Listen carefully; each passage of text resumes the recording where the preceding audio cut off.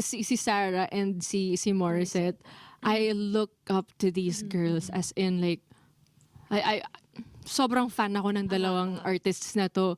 Si Sarah, I still remember the very, very first time that I saw her in person.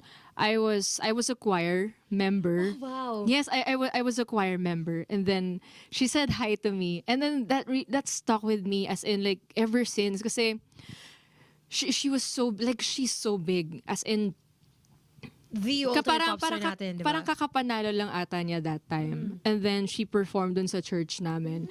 Because I think she lived near the church kung saan ako choir. Tapos wala lang naka-amaze na sabi niya, "Hi Julie." As in sabi ko parang tapos yung phone ko pa noon parang 32 20 ba yun? Back then.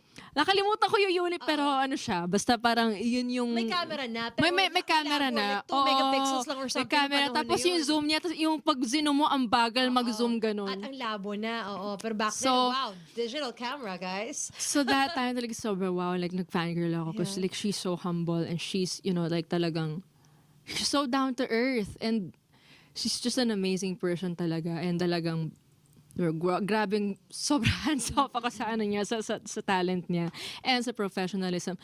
Same goes with Morissette. Talagang, oh my gosh, like I sang with Morissette, I think sa mga events Tapos, yung Secret Love Song na performance, I think yun yung pinaka umikot siya.